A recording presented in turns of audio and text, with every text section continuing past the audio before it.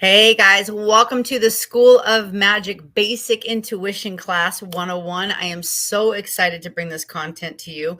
This is something I have been working on for the last couple of years. For those of you who don't know me or know my background, my name is Kat Hart. I am actually a fifth generation gypsy. I am Romanian, Hungarian, and Sicilian. Romanian on one side of my family and Hungarian on the other side. So it actually runs in both sides of my bloodlines. We have amazing family get-togethers, as you can imagine. I ran a successful practice as a spiritual advisor and teacher for many years, along with running spiritual retreats, teaching this type of content successfully over a long period of time. And just went through a lot of life changes, my parents passing away, my house burning down, just a whole bunch of stuff. And so everything got put on hold. However, I still was building my own spiritual muscle and my own intuition as well. And I also live stream on TikTok. I have done cards, I've done coaching, I've done advising, I have done personal one-on-one trainings along with classes, courses, and retreats. So I am bringing this to Skool, which I am so excited about. I am incredibly thrilled about this platform. This is something I've been waiting for a long time. So let's get into it. So first of all, what is basic intuition? Your intuition is something that we all have. It's something that is on the inside.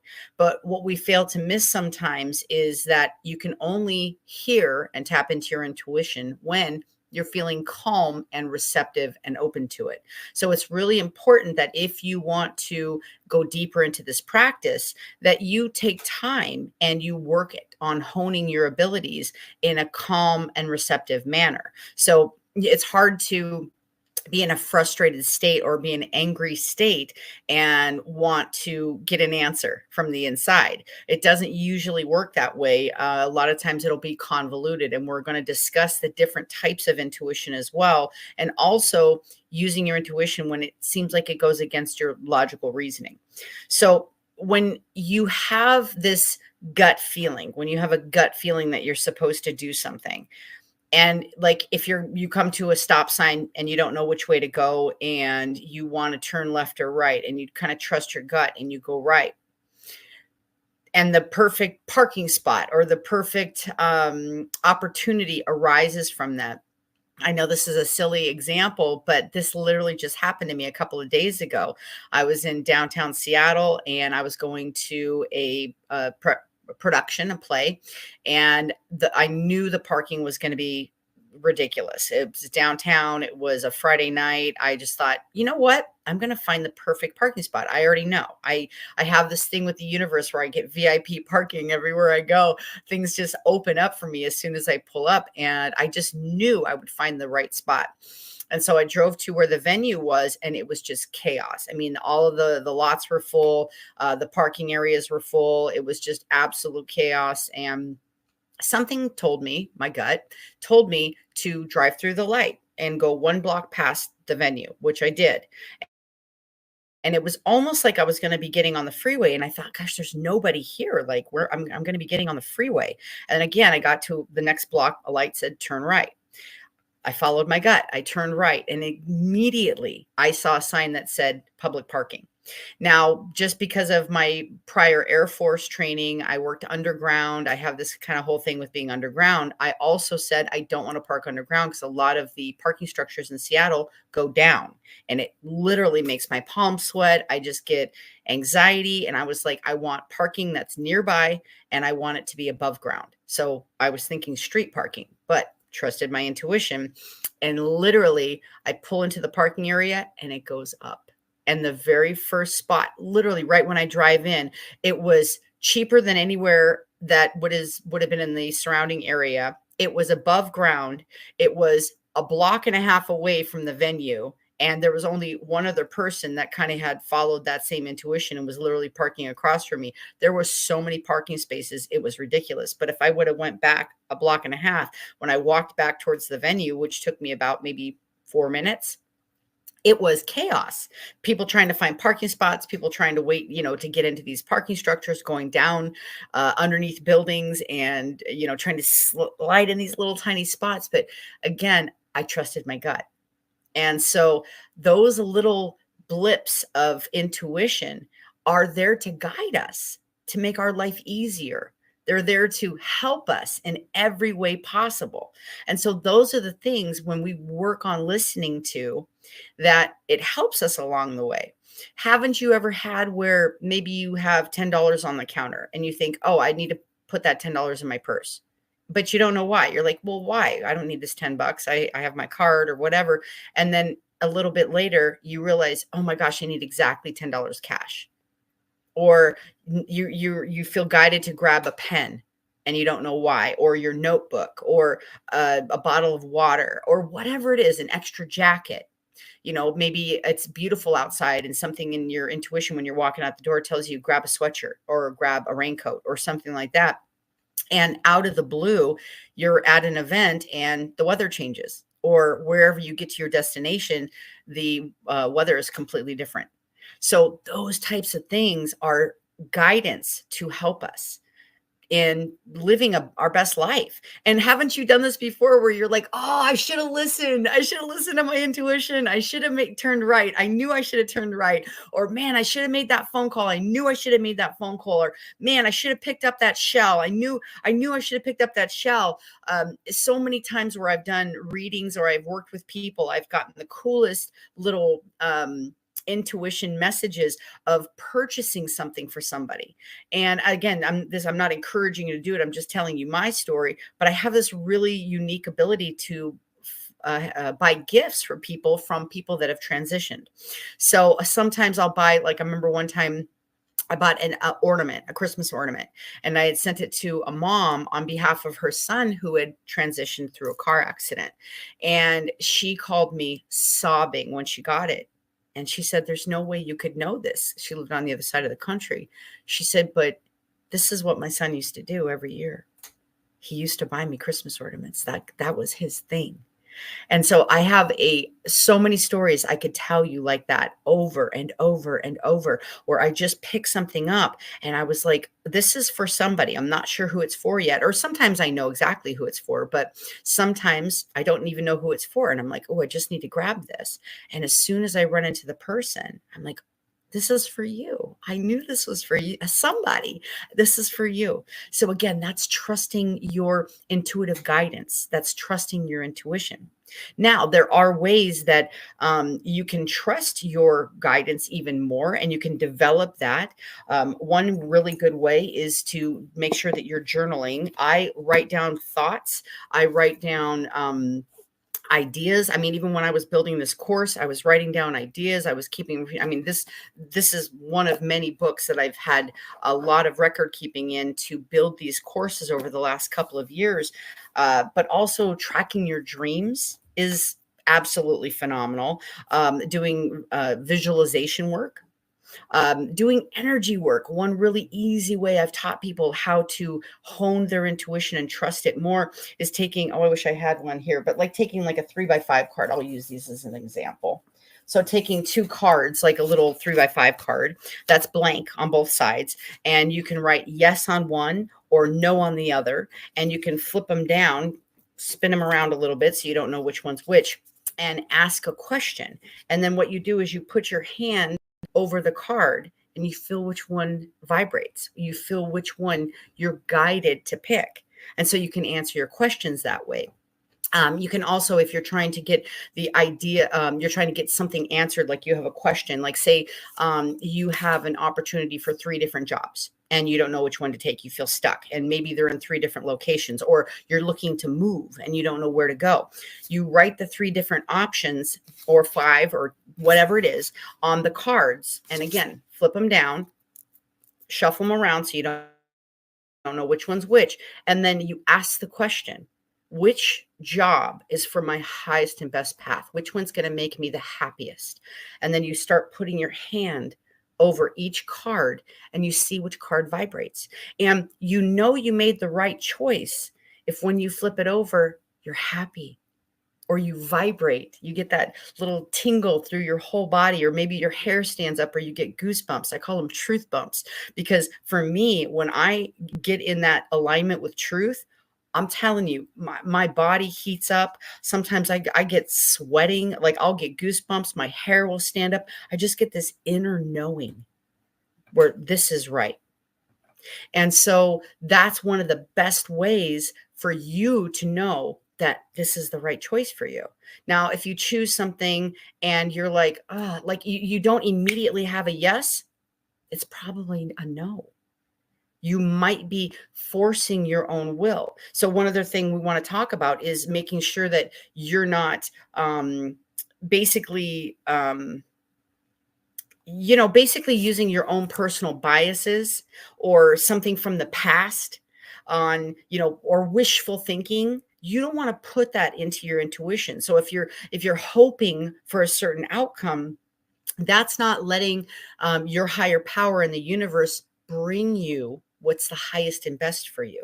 Because sometimes we want something so badly, but it may not be for our highest and best. A certain job or a certain relationship, or whatever it may be, it doesn't support us in living our best life, and we know it somewhere inside. We know it's not for our highest and best, but we want it so bad that we override our intuition and we go in that path anyway, and we're not happy.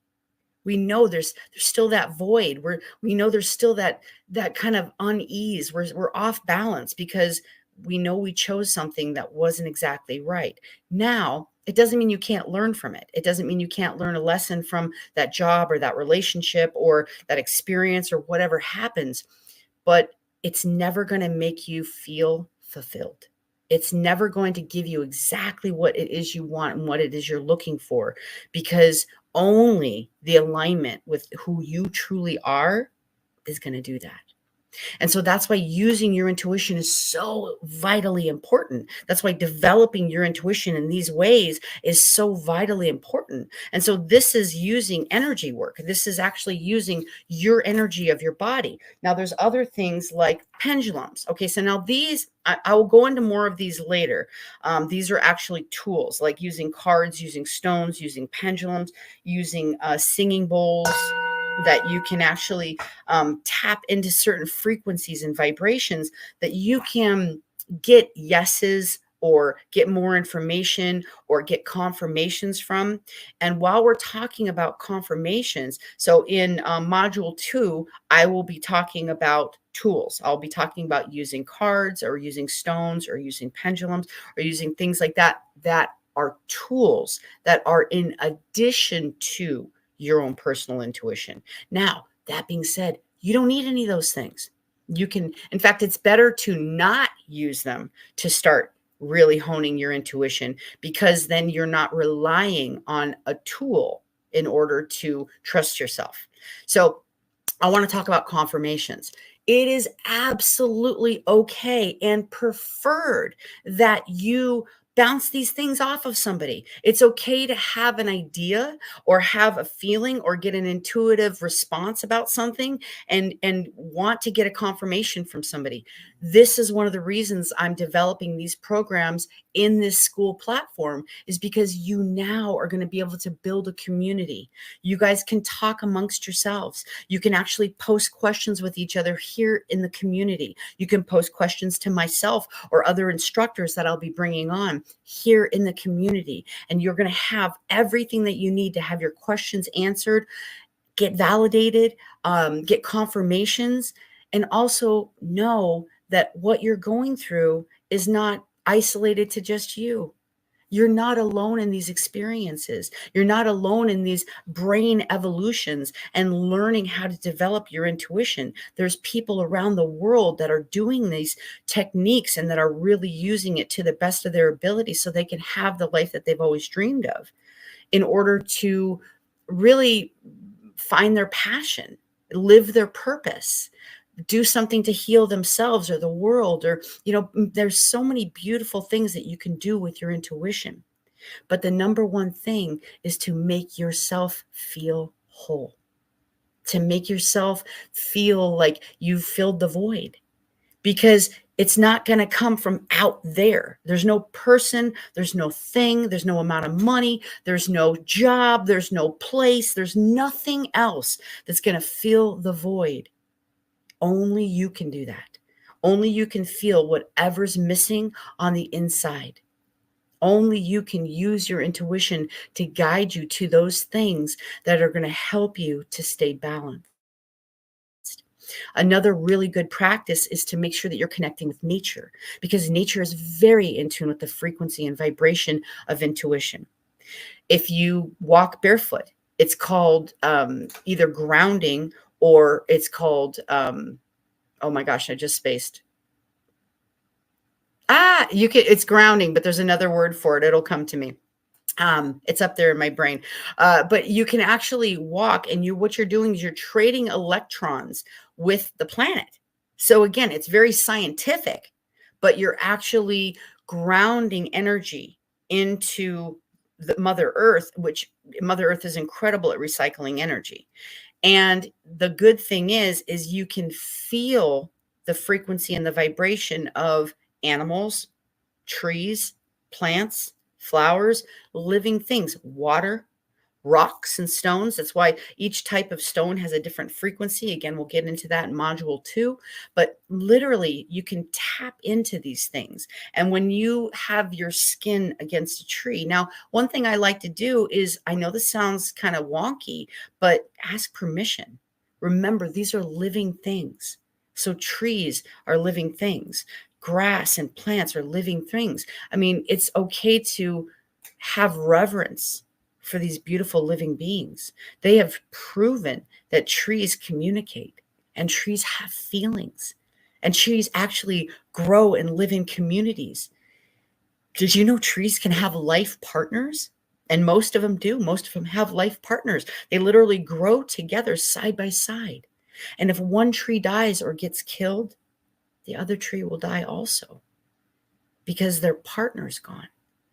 So they have measurable feelings. So, and they also have a groundwork of roots and little tiny hairs that emit frequencies and vibrations that they communicate through.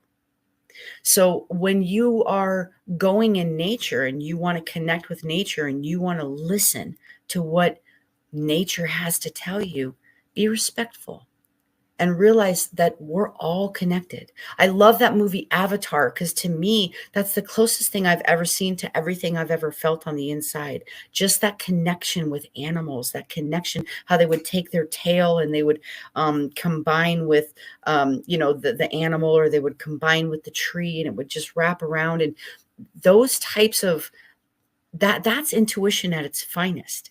Because we have these frequencies that are emitted off of our body, and they can be scientifically measured. They can measure our brain waves by putting little electrodes on our brains, right? They can measure what's coming off our brain. They can measure your heartbeat by putting an electrode on your chest and measuring your heartbeat. They can measure the heat that's coming off of your body. They can measure all these things because there's waves of energy that are coming off of your body all the time.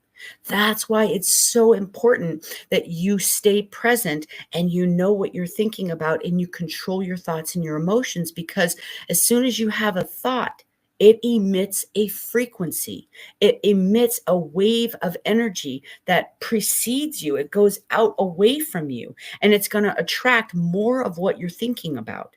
So what you think about, you bring about. These are terms that have been around forever. What you focus on, you're going to bring towards you, and you're going to bring more of it. So if you're thinking about how hard things are, or how your finances suck, or how difficult your relationship is right now, you're literally going to attract more things that make it so. You're going to attract more things that collaborate with that thought and that frequency, because the universe, your higher power, is all about matching frequencies. It's magnetism. This entire planet and galaxy is based on magnetism. So you want to magnetize positive things. You want to work on this intuition. So, what's the difference in a gut feeling or an intuitive knowing or an intuitive insight? Well, a gut feeling is kind of like I told you before about turning right or left or picking up something. Other times, like an intuitive knowing, is like as soon as I walked in for the Christmas ornament for the mom, like I had a knowing there was something inside that led me. I was like, I have to go in the store. I have to buy this ornament for this woman. Like it was just a knowing. I had an absolute knowing that I needed to do this. And I didn't know why. That's the best part about trusting your intuition. You don't need to know the why. The why will show itself later.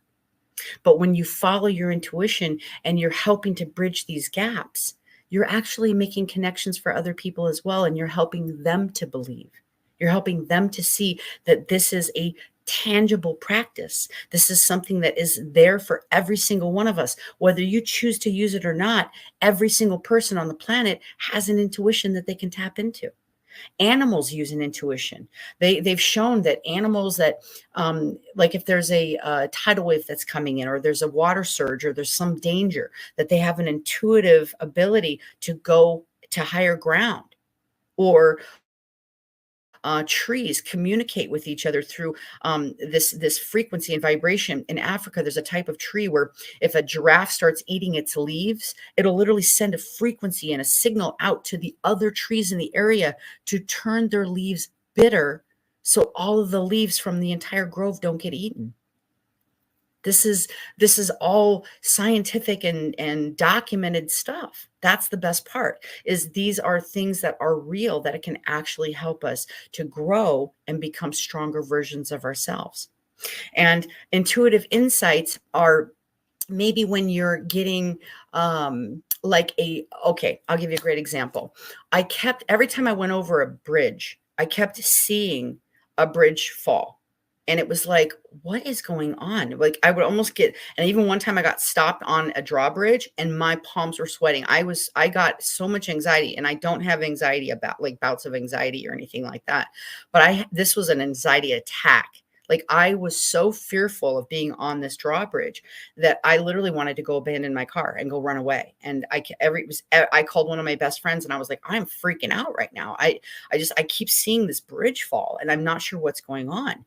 Well, maybe a week or so after that, there was a bridge portion, a section of a bridge that fell from a truck hit one of the ribs of the top of the bridge. A big semi had hit it, and somehow it was one of the main supports, and it literally collapsed an entire section. Now, luckily, nobody died, but there were cars on that section.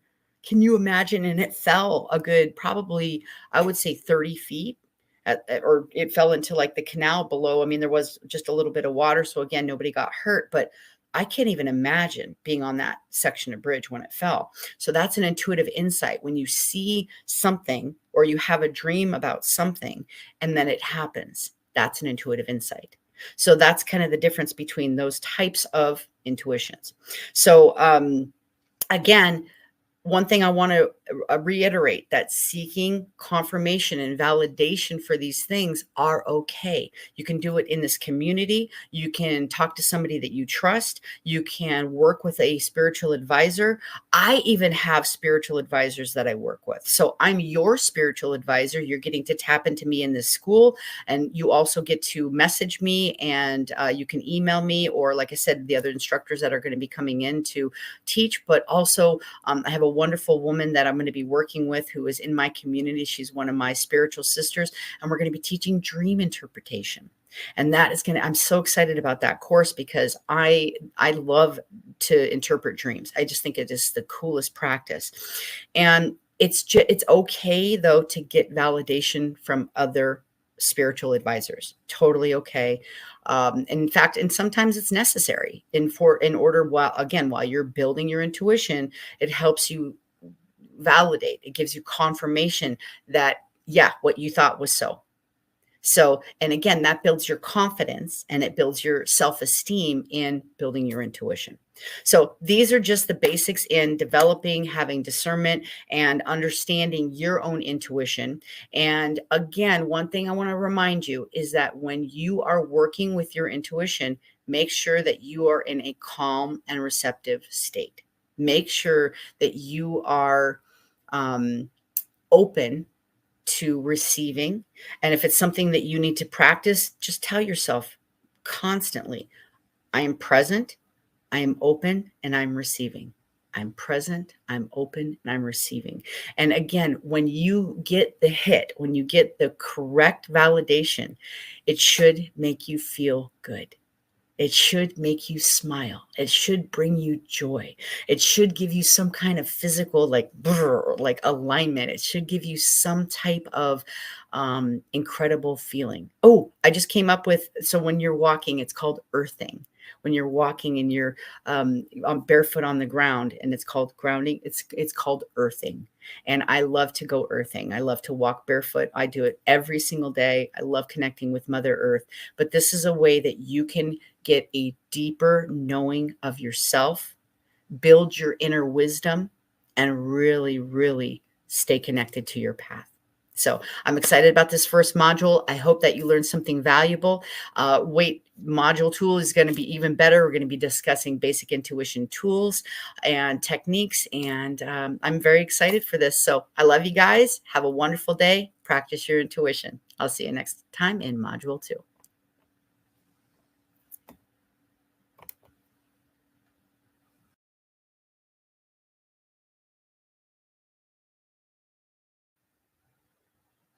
Hello, hello. Welcome to Module 2 of Basic Intuition 101. This is about using tools such as oracle cards and decks, stones, and even pendulums. So first of all, let's start with the oracle cards. So oracle cards are decks. People sometimes call them tarot cards. Everybody has different feelings about these and what they are, what they're used for, where they came from, if they're connected to something dark or anything like that. Now, I think that there's a lot of personal opinion in all of this. However, there's certain tools that I won't use. Like, for example, I've never used a Ouija board. I just personally, it's just not something I connect with. It is, to me, it's opening a portal to other dimensions and other realms. And I know that we can do that regularly on our own, but I don't want a tool that for me enhances the ability to open something that anything can come through. So that's just me. Now, my oldest deck I've had, you can see it's kind of beat up and the corners. I mean, I think my pup even chewed on it at one point, but the cards inside are still mean a lot to me. This is my angel deck. This is my oldest deck I've had for quite some time. I use it all the time for guidance and for wisdom.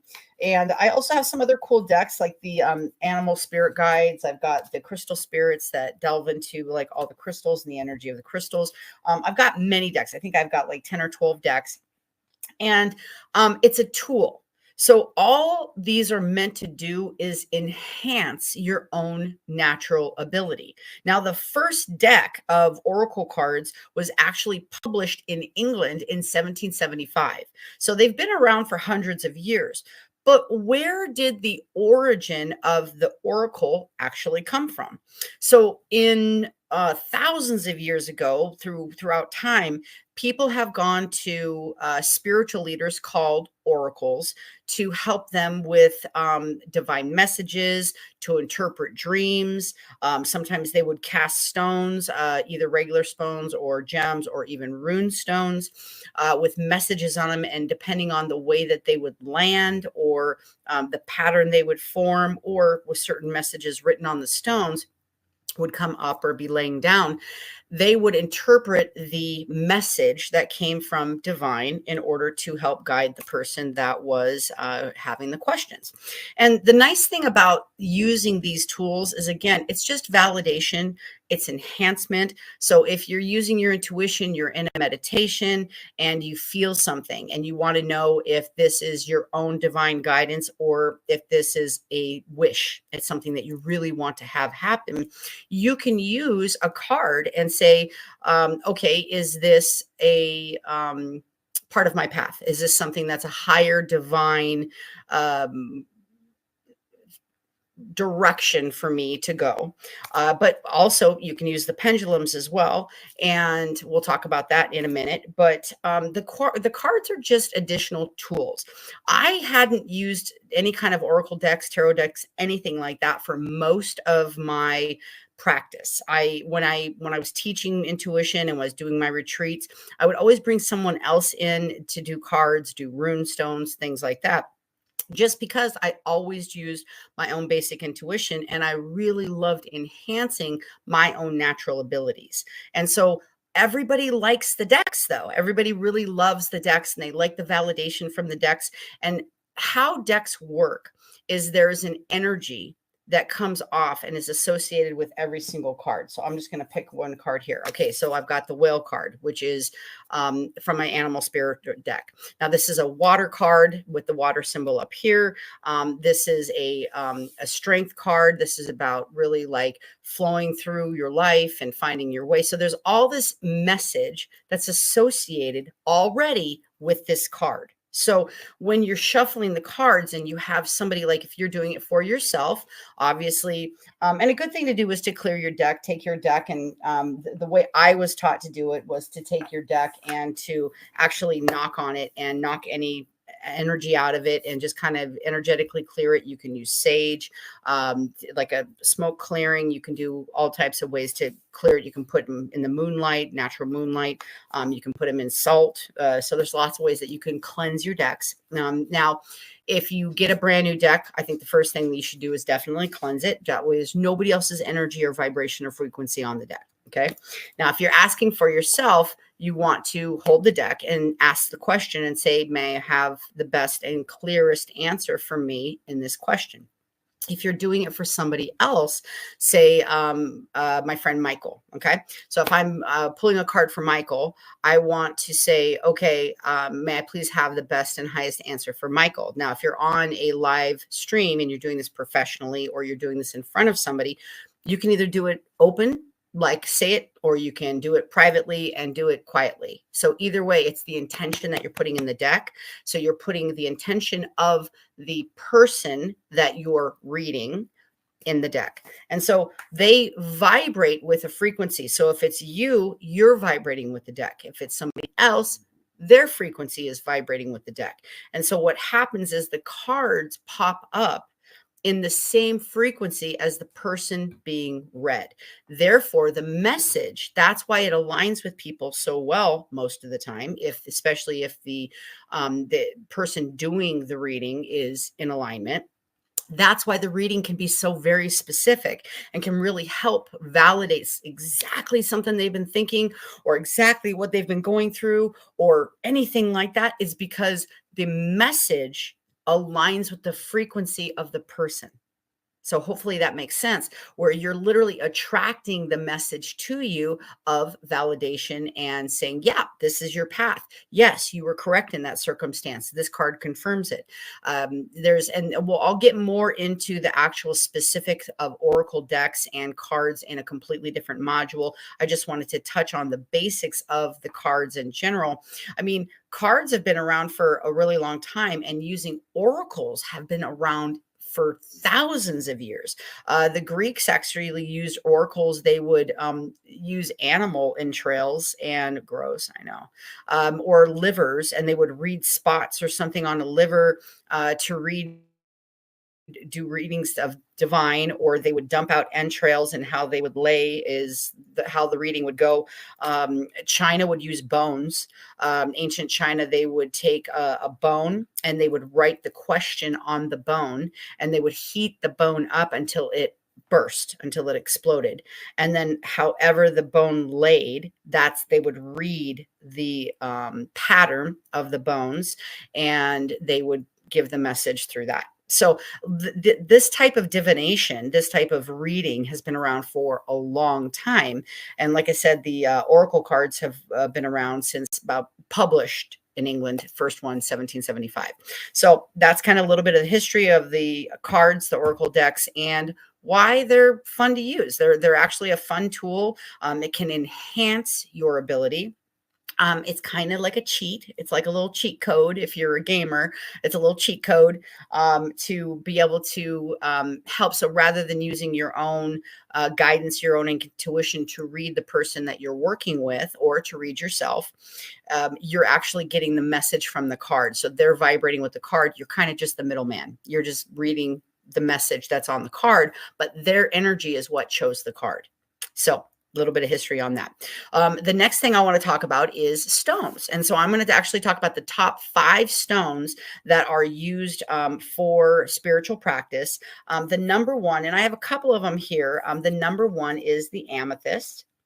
This is all about spirituality. This is all about meditation. These are amethysts. I've got another one here as well. So this enhances spiritual abilities. This is can be a very calming stone. It helps to improve focus, and it's a good protection stone.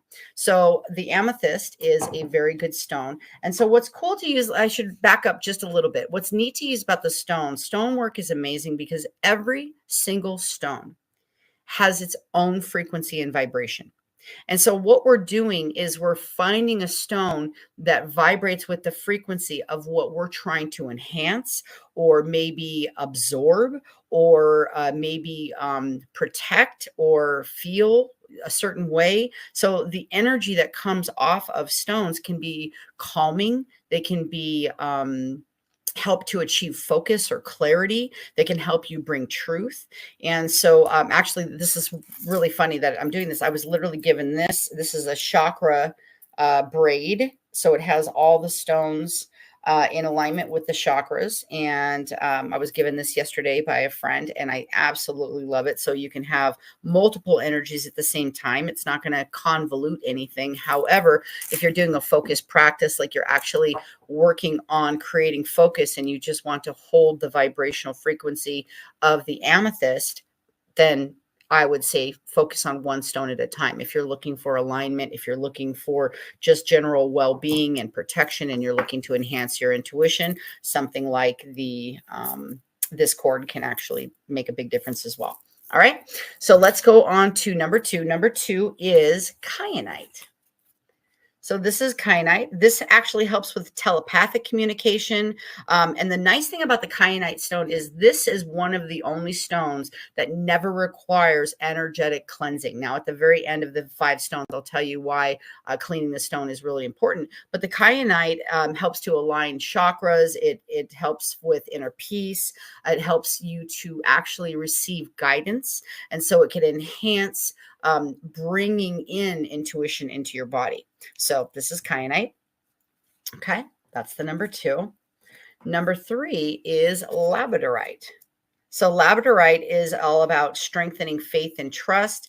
It actually is associated with the third eye chakra, so it can help to really spark your intuition, your imagination, and your creativity. This is also one of the absolute best stones for relieving anxiety and stress. I personally have a labradorite bracelet that I love to wear. I actually got it from a vendor in Seattle who made his own jewelry. And I love it. It's one of my favorite pieces. And I just really love the labradorite stone. I really vibrate with the frequency of this. This also helps to strengthen faith and trust. And so if you're working on trusting people again or trusting yourself, labradorite can be very helpful in that. The 4th one is lapis lazuli. And this is another third eye chakra stone. This is all about bringing out truth and awareness. This is also the stone of friendship. So this is a very cool stone to give to a friend if you want to give a gift to another spiritual person. The lapis is very much associated with the third eye. A lot of times if somebody has like a chakra crown or stones, it's usually the lapis. Even though blue is the throat chakra, the lapis, or like I said, the labradorite, are associated with the third eye.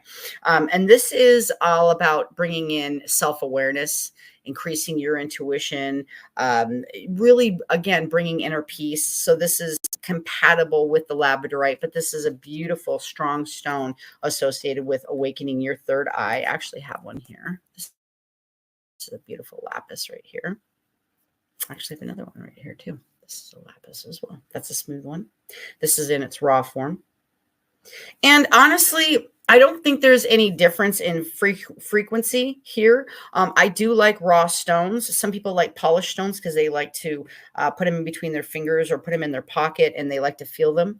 That's fine, but a natural stone is always going to be preferred over a lab created stone, because the lab created stone is not going to have that natural frequency of the planet in the stone. So it's going to vibrate at a much different frequency. So I would definitely suggest that you get your stones from a trusted spiritual store, or somebody that you trust online, to make sure and you know what?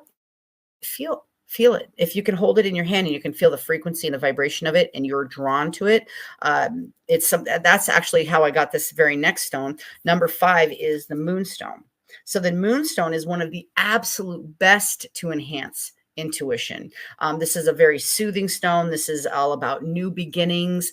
This is really good for soothing emotions and soothing stress. This is really good in creating stability in your life. So again, these are phenomenal stones. And I have a really cool story about this moonstone. This is my favorite moonstone. This is one of my favorite stones that I own completely. I was having lunch with a friend in southern Washington. I think it was Olympia, if I'm not mistaken. And we were having lunch, and all of a sudden I literally turned around and I was like, I literally felt like a stone calling to me. And I look across the street, or I felt something calling to me. I'll say that, because I didn't actually know there was a store there. And I look across the street and there's a stone store. And I was like, I'll be right back. I literally got up in the middle of lunch and I just ran over and immediately went directly to this moonstone. And I was like, that stone was literally calling to me from across the street. I could feel the frequency of it. And the owner said, I literally just got back from Bali yesterday with that stone. He's like, I have no doubt that it was meant for you, because it's like that. He's seen that happen time and time again.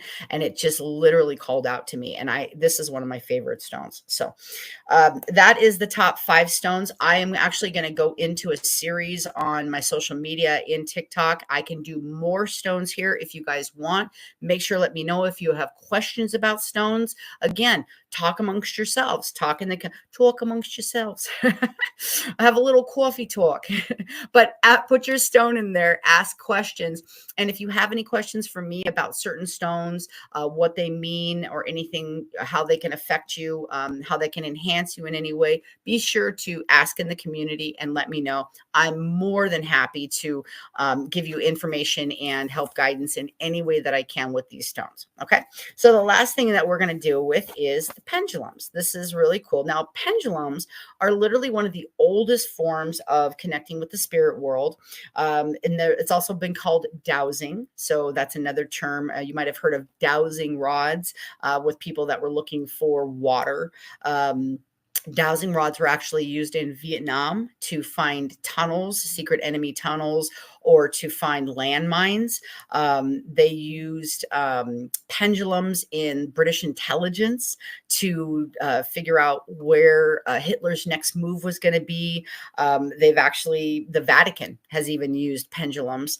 And even though one of the popes, I want to say it was in the 1300s, had said that they couldn't be used anymore, they actually went back to some spiritual people and asked them to use pendulums. Now, pendulums work. Now, you can make your own pendulum, but this one was a gift that was given to me. And how pendulums work is you want to have something so you can have like usually a pendant of some sort that's on either a string, a cord, a chain like this. And you want to always hold your pendulum with your writing hand, the hand that you write with. And you want to either put your elbow on a table or your knee, but you want to have it held very sturdy. You want it held in a very sturdy way. And what you want to do is you first want to know your pendulum. So you ask your pendulum, show me yes. And then the pendulum will move in a certain way, like circles, back and forth, front and back, anything like that. Then you say, show me no. And then it'll move in a different way. And so that trains you to know how your pendulum moves. So then you can start asking questions with your pendulum. A really cool thing too is back in the day, even with finding water, they used to use pendulums and dowsing to know where to plant crops and even find missing persons. So I don't know, I just thought that was really cool. So when you start getting really comfortable with your pendulum, you're going to be able to pick it up. And I know people that use these on a daily basis. I don't really use pendulums a whole lot. I like to trust my intuition. Again, this is just an additional tool. I don't think any of these things are meant to be used every single day as a complete not substitute for your own basic intuition. These are just tools, and these can help validate something. These can help to, again, clarify something for you. If you're feeling very confused about which direction to go, you can tap into a pendulum. Now, how you can make your own is you can take a string and put a ring on it, or you can even use a paper clip, something that's metal that will be hanging from a string, a cord, or like I said, like a chain. And again, one good thing to do is to make sure that you're cleansing. And I'm going to talk about cleansing the stones, and we might as well just talk about cleansing the pendulum. A really good way to cleanse a pendulum is either salt water, if its ability to be in salt water. Like I probably wouldn't put this metal one in salt water, but what I can do is I can use sage smoke. So cleansing smoke will actually help to clean the air out of the energy out of the pendulum. And if you think about it too, it's funny because I grew up as a Catholic, and they used a lot of incense and smoke in the church quite a bit. And I always loved it. But I never understood it till I was older. They were actually dispelling any negative energy with the incense. And so incense is actually used as a cleansing smoke in order to clear energy. And if you use sage, I've cleared houses before, that used to be one of my practices. I would actually get paid to go into people's homes and do clearings. The air smells clearer. It smells cleaner. You can feel when that energy is gone, especially when you do that spiritual cleansing. It's absolutely amazing. So, again, you can make your own pendulum, and then again, practice. Say, show me yes, show me no, and practice. But again, keep your hand and your arm very stable. Rest your elbow either on your knee or a table, and keep it very steady while you're doing your pendulum. So those are the top 3 types of tools that are used regularly in a spiritual practice, whether you want to do it for yourself or you want to have a profession where you're doing this to help others. I hope you guys found this module incredibly useful and not only educational, but a little entertaining. You're learning a little bit of history about all of this. In module 3, we will discuss sound waves. We will discuss singing bowls, crystal bowls, bells, things like that. And so I'm very excited to bring you more information on this basic intuition classes in Skool. I hope that you're enjoying it. From Fairy Godmother Cat, I hope you have a fantastic day and use your intuition.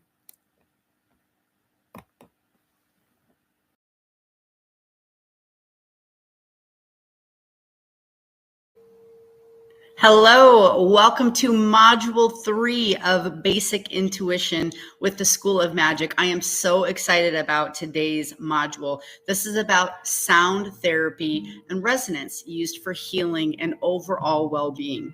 Today, we're going to cover understanding the power of sound, the different types of modalities used in sound therapy, and how to create your own practice by using sound therapy. But first, let me talk a little bit about the history of sound therapy. Sound therapy has been around from all the ages since the beginning of time. In ancient Greece, Apollo was the god of music and medicine, and ancient Greek philosophers claimed that music had the power to heal the soul and emotional and mental well-being. Ancient Egypt used sound therapy in all its temples, and it was a staple in its history. Even in biblical times, instruments and sound was used to vanquish evil spirits out of the soul. In World War II, even the army used music and sound therapy to heal its soldiers. So this type of therapy has been around throughout time. And Native Americans have used drumming, chanting, and dance to heal the sick. So every area around the world, every demographic around the world, and every geographical location around the world has evidence of literally using sound throughout time for healing, to promote well-being, and to basically balance everything from your emotional health to your mental health to even your organs inside of your body. They have shown that there is evidence scientifically that musicians actually have a different brain pattern than other people in order to produce the type of music that they do. And there are different frequencies that actually heal different parts of your body or create different responses in your body. So let's get into our lesson today. So sound therapy and resonance for alignment and healing is a powerful way to restore balance and to promote well-being in your body. So understanding how to use sound, basically it has a transformative effect on your emotions, your mental state, and your spiritual health. Different frequencies, depending on what you tune into and what type of modality that you're using, definitely can impact your energy centers, which are your chakras, and your overall health. Now, there is a healing frequency, 174 hertz, which is known globally as the healing frequency. It is the solfeggio frequency. That is overall well-being frequency that you can, in fact, I have it in the background right now. It's something that you can find on YouTube. You can find it on your radio stations. You can even tell your smart, I don't want to say her name right now. It starts with an A, but if I say it, it's going to stop. So you can ask to hear that frequency in music. When I'm regularly working on something and I feel distracted, I will play a frequency that aids in concentration. So the 174 hertz is something that actually can help with concentration, and it can really promote overall health and well-being. So it has the greatest potential for physical effects on the body also. So if you don't know where to start, the 174 hertz frequency is a really good place to start. And you can just practice using it, listening to it, going to sleep to it, meditating to it, or even just having it in the background while you're doing your schoolwork or your business work, or just while you're even watching TV. If you just want to improve your mental and your emotional health, it's a really good background noise. So it even can bring a sense of security to the organs inside of your body. So how do we actually create these different sounds?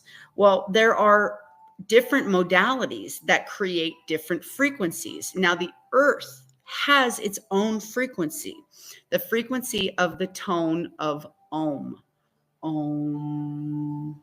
That is the earth frequency. That is the standard frequency of the earth. So when people actually chant and do that frequency, they are working to align with the planet. They're actually working to align with the resonance of the planet. And since we're all made of the same things, we're made of the stars are made of the same things of the galaxy, and inside we're made of all the same things. It's good to balance and resonate with the earth. And if you can do some earthing, walking barefoot in nature, so you're trading electrons with the earth while you are doing your Om, you actually can feel an incredible sense of well-being along with grounding your energy at the same time. So different ways that you can actually get frequencies in your body or use them in a practice is, first of all, there's bowls. There's singing bowls. There's metal bowls such as this one. This is a brass Tibetan bowl.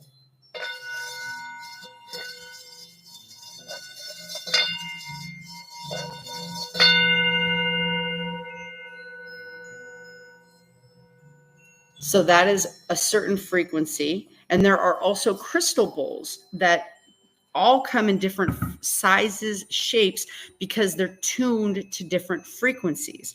So what I recommend is either seeking out the frequency, becoming familiar with the frequency that you want to attune to. So if it's healing for internal organs, if it's healing for emotional or mental well-being, if it's for concentration, if it's for meditation, discover which frequency that you want to find first. And then you can actually ask which bowls are tuned to those frequencies. Or you can literally just go into a metaphysical shop and you can play with the bowls and see which one actually resonates with you and makes you feel good. If it lifts your spirits, if it makes you smile, if it makes you get emotional, that's probably a good bowl for you. That's actually how I found this bowl. I was at a conference and they just had all these Tibetan hand pounded bowls, and I played with them until I found this one. I also found these Tibetan bells, which I love. They just made their own little sound right there.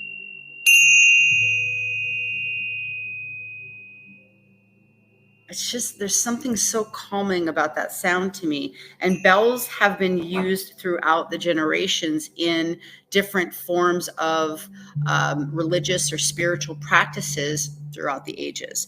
And you always can hear bells in temples, in churches, just all around the world. And even like if I'm in a different city that I've never heard, but never been in before, and I hear bells chiming, I literally stop to listen. It literally does something. It makes me feel so connected, and it makes me feel just a sense of reverence. I just love bells. I don't know what it is. I've always loved bells. There are also tuning forks. Tuning forks can be used for healing. There are a lot of practitioners that actually use tuning forks for healing. I've seen even chiropractors and physical therapists use tuning forks for healing, along with people that do spiritual practices as well. There's also drumming, there's chanting, and there's vocal toning. So you can also use instruments and you can create different resonance. Even if you have a guitar and there's a certain chord that you like and you just strum that chord, it can have a very calming effect on your body. So you have to find what works for you. You have to decide what frequency it is that you want to tune to. And the musical effects of sound have, it's probably affected you your whole life without you even really realizing it. Because when you're in a joyful state, you tend to listen to the sound, the beat, the rhythm of the music. When you're in a sad state, you tend to listen to the words of the song, if there's words. So again, our state can be affected by what we're listening to. Like for me, if I'm sad, I don't really want to listen to sad songs. I want to listen to something joyful. And I remember somebody asking me one time, they were like, what kind of music makes you feel the best or pulls you out of a sad state? And for me, it's almost any kind of music, darn near any kind of joyful, upbeat music. The second it turns on, my vibrational state changes instantaneously. I can be really, really sad, but if I hear a song I really like, I can't help but smile. I can't help but my own frequency just immediately goes up. My vibration rises and it brings joy to the inside of my body. And I just start to feel better.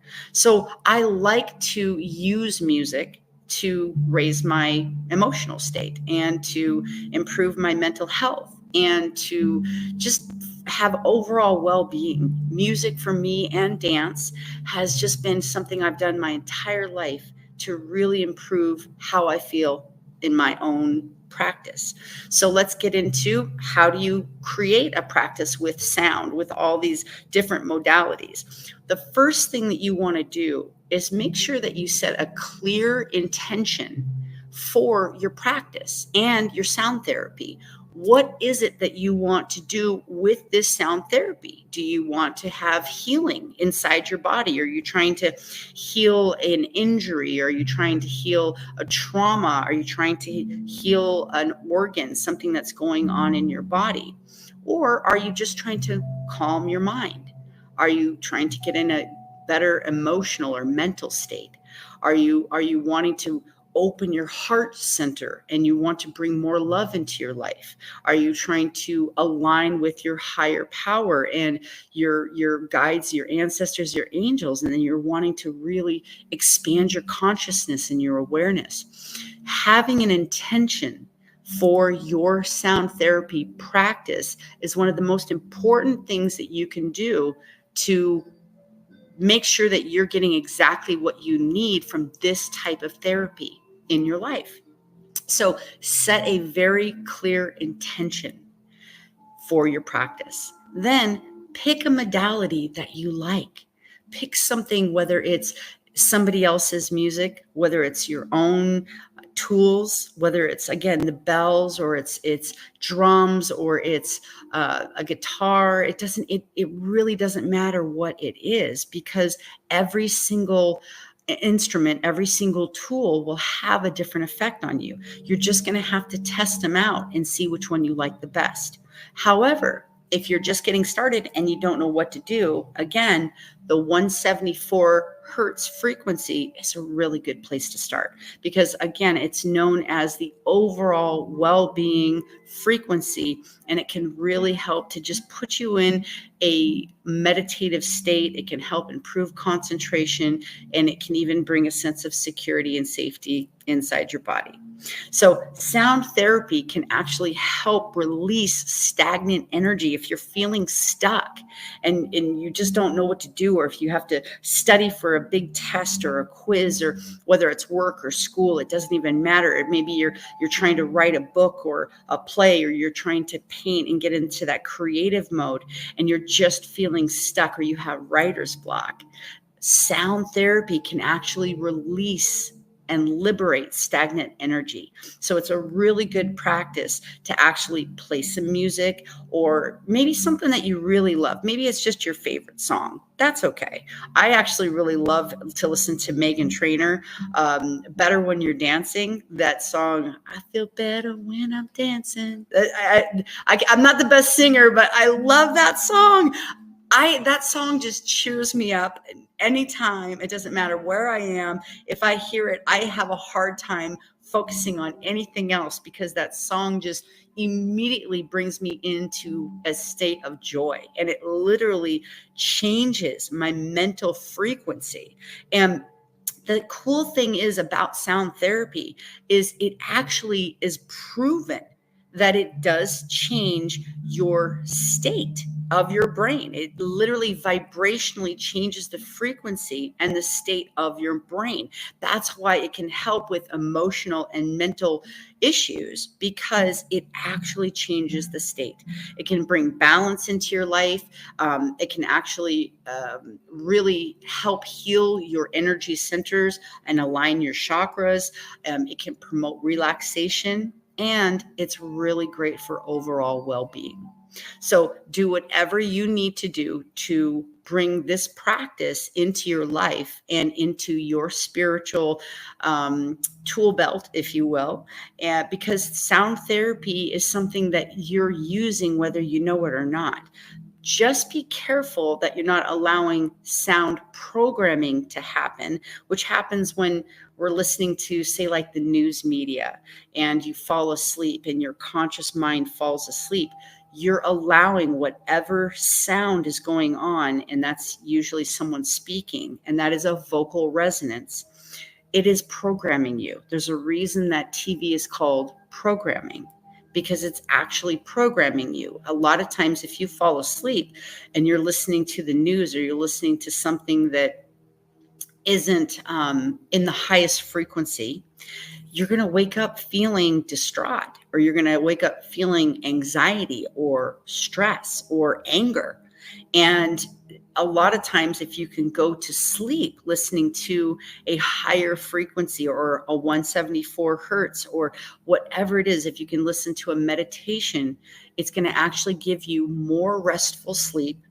It'll help your body to actually heal, because it gives your internal organs a sense of security, and you wake up in a much more positive state. So if you're really working on adjusting your mindset and your emotional health, and you want to improve the overall well-being of your life, make sure that you're adding sound therapy to your spiritual practice. So that's it for Module 3. I hope you enjoyed this short exercise and this information on sound therapy, and I will see you soon in Module 4. Have a wonderful day.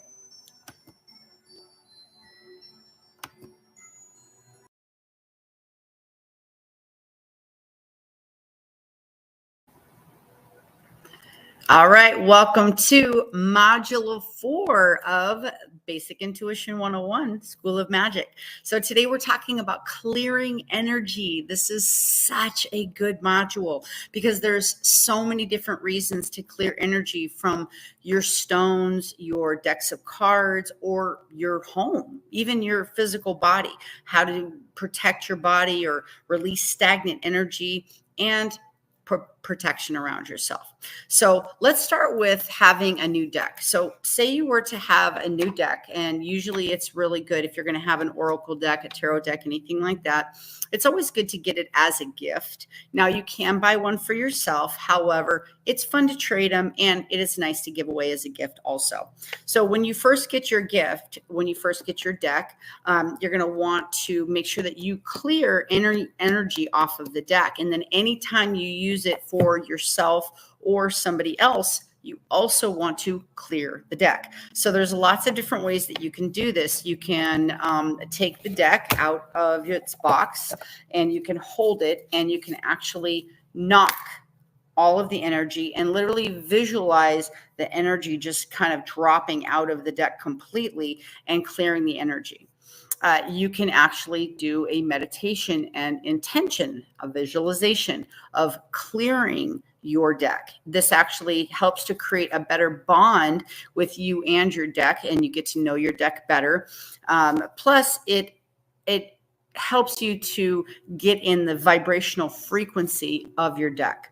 Another thing you can do is you can smudge your deck. You can take sage, you can take cedar, or you can do lavender and sweetgrass, and you can literally just light it and put the incense around the deck for about 30 seconds, and then just literally clear the energy of the deck. So every single time you use your deck, you're going to want to do some type of regular practice to clear the energy for your deck. So even, I mean, for me, when I'm doing guest readings, like on a live stream, and I'm pulling cards, I'm using multiple decks.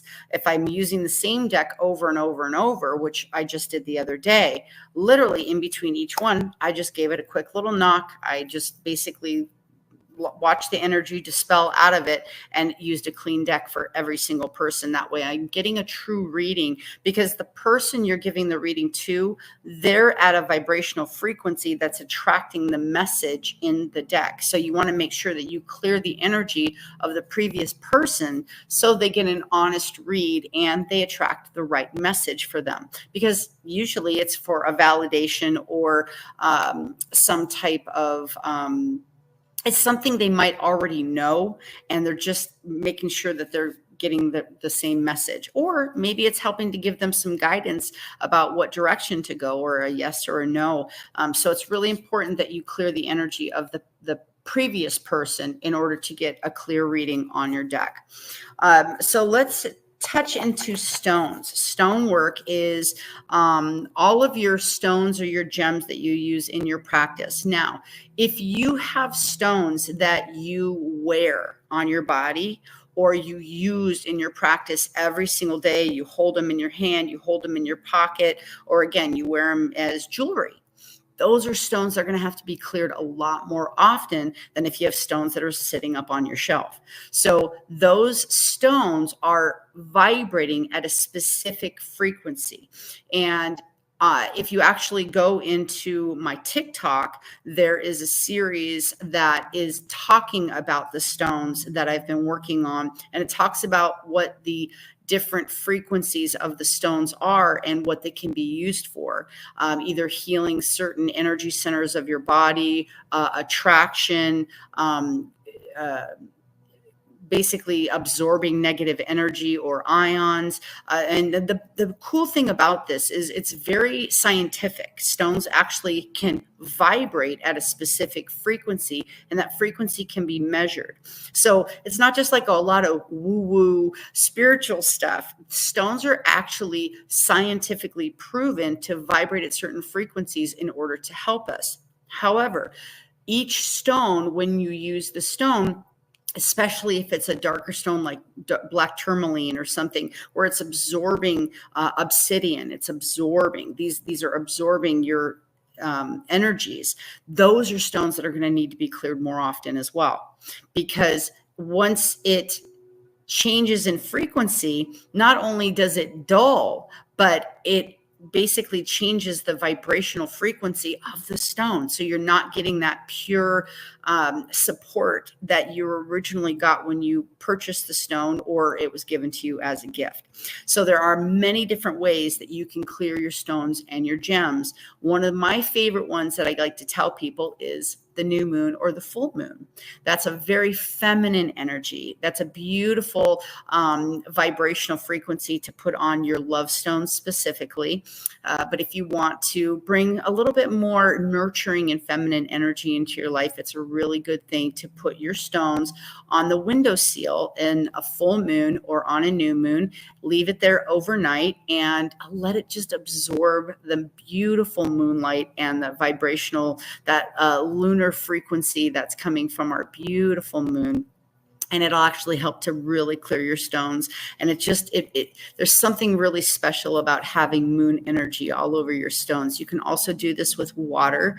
If you want to put water next to your stones that you're clearing, or even like an amethyst, works really, really well. And it actually charges the water. And so then you can drink the water and you can get even more healing benefits. So moon water and charged water is a real thing. It's really good for you. Lunar or solar eclipses are another thing that you can use to clear your stones. So you can just look up when your next lunar eclipse or solar eclipse is. You put it out during that eclipse time. And again, it can clear the energy from your stones. So I'll roll right into sunlight. Using sunlight for stones is something that you can do, but only certain stones. You don't want to leave every stone in the sunlight because it can actually fade your gem. It can fade the color, but not every stone is really meant to be charged by the sun.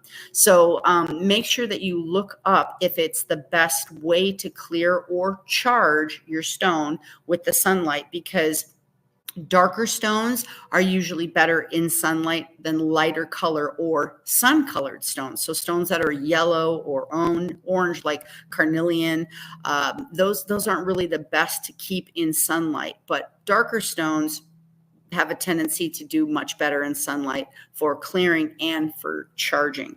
So salt water is another thing that can really help to clear the vibrational frequency of stones. Again, not every stone likes water or salt water specifically. So look up your stone and see which ones, if you're trying to charge or clear the energy, if it can stand salt water.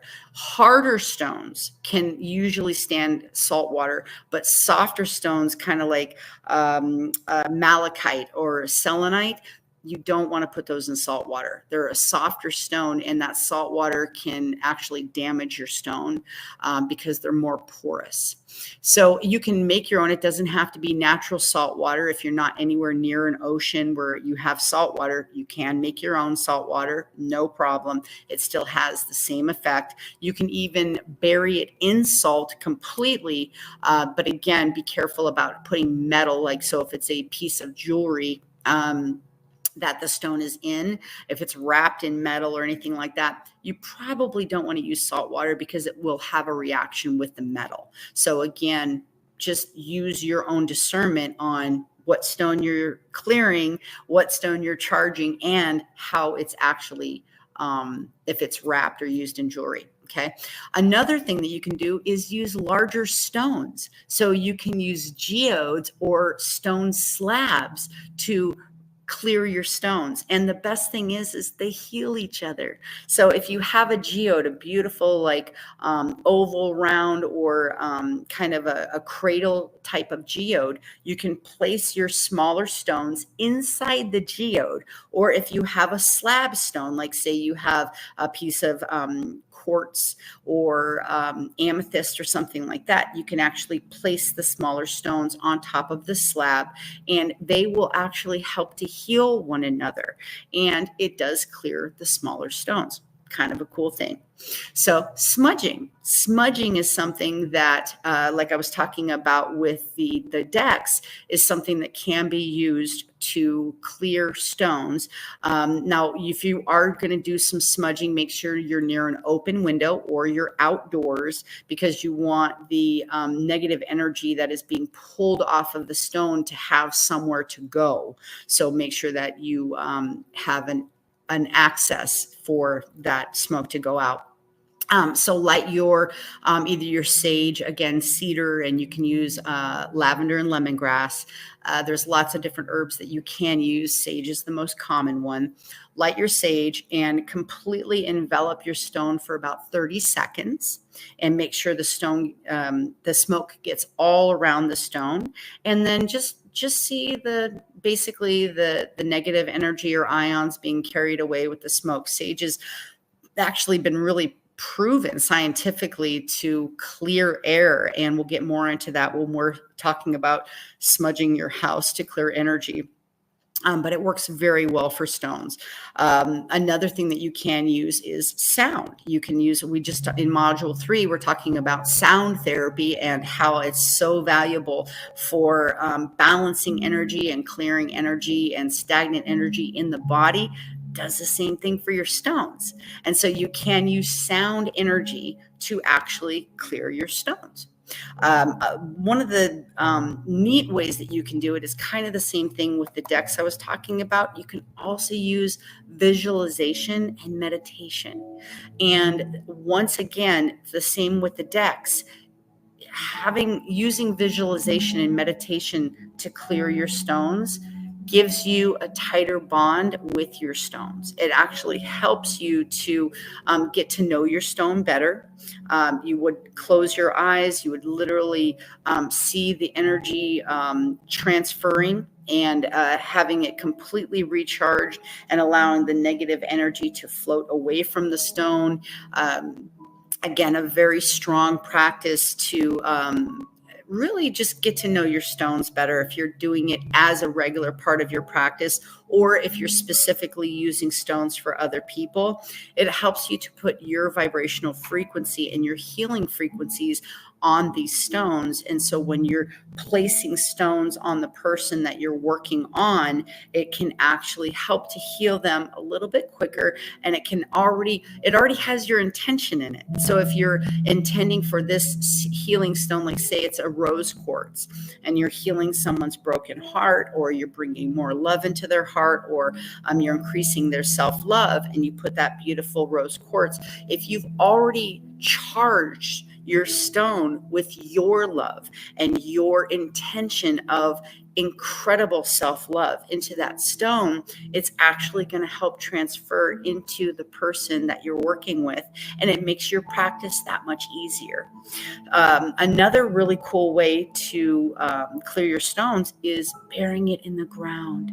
Mother Earth is incredibly healing, and that again, that transfer of ions and that transfer of energy can be very, very powerful for clearing your stones.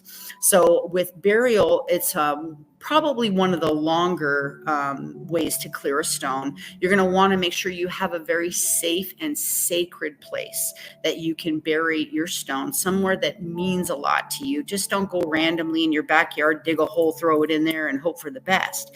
You really want a very special spot when you're going to bury your stone, and you can bury it directly. You don't have to put it in a bag or anything like that, but you're going to want to bury it for 24 hours up to 3 days. And that's going to actually help to really balance the energy, because that's where it came from. The stones came from Mother Earth. And so it's such a strong and beautiful practice to bury it back into Mother Earth and recharge that stone, clear the energy. And it's one of the most efficient ways to really bring it back to its original self. So that is the list for clearing stones and gems. The other thing that I want to touch on is clearing energy out of your home. If you're feeling stagnant energy, if you're moving into a new home, if you're feeling negative energy, bad juju, anything like that, a really good way to clear your home is using sage or smudging. So again, you can use other things such as cedar, lavender, and lemongrass, but I love sage because sage, again, has been scientifically proven to clear the air and change the ions. It actually can transfer the ions and bring, I mean, for me, I can smell a cleaner air after I smudge. I've smudged other people's homes for many, many years. It's been part of my practice. It was part of my business for many years, where I would actually go into people's homes. They would hire me to clear the energy, and I would teach people how to smudge their own homes. What you want to do is get a sage bundle, and you want to go ahead and light it, get a nice fan it, get a nice smoke going on it. And you want to walk around the house. And what you want to do is you want to smudge around every doorway, every window, and every opening. So I would even go over like the toilets. I would go over the registers where the air comes out. I would go around every single window and every single door frame, like literally follow the rectangle shape or the square shape of the window or the door. And just, again, intention of clearing negative energy, having an open window and allowing that negative energy to have a place to escape to, and replacing it intentionally with love and light. And really, again, setting your intention is so vitally important when you're doing these practices. I know I've talked about this before, but I'm going to mention it again because it is really vitally important that you're setting an intention before you're doing any of this energy work. Seeing this love and this positive vibration coming in and transforming and allowing the negative energy or frequency to basically leave. And so again, smudging the entire house, it can take some time. You want to be intentional about it. It's not something you want to just rush through. You can, in fact, Native Americans use feathers of either like an eagle or a hawk to actually make the smoke go a little bit further, and it helps as part of their practice. I've seen a Native American smudging, and it was absolutely beautiful. It just was really a cool thing to witness. So it's something that you can do for your own home. You can do it anytime that you want. And again, it just absolutely liberates energy and releases any kind of stagnant energy. So the last thing we're going to touch on is clearing energy from your body and then actually placing protection around yourself. And this is imperative if you're working with other people. You absolutely have to do this practice, because otherwise You'll drain your life force, and you can take on other people's ailments, which is the complete opposite of what you want to do in your spiritual practice. You want to be in the utmost health when you're healing other people. And I have come across so many healers that have taken on the healers' ailments. That is a big no. We don't want to do that. Of course, we don't want you to be hurt or injured or take on anybody else's illness or injury. We want to liberate that freedom. And the best way to do that is for you to be in the best health possible. Again, set your intention and protect yourself. So a really great way to clear your energy is just chakra aligning. Literally sit in a meditative practice. Be very intentional about clearing your energy, changing your vibrational frequency, raising your frequency and your vibration in order to allow love and light and everything good into your body.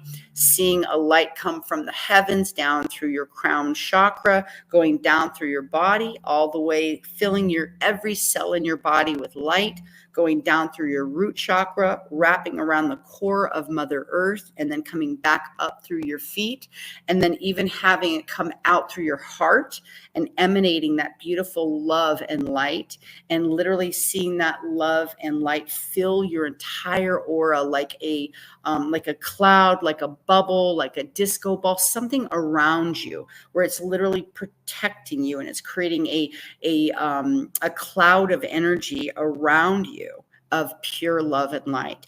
And that meditative state is, again, very intentional about allowing, and since your biggest pores in your body are in your feet, or seeing negative energy coming out of your fingertips, your toes, but grounding it into Mother Earth. If you can stand outside and you can do some earthing while you're doing this, again, it's going to just increase the productivity of that transfer of energy. It's actually going to help it come faster and clear better.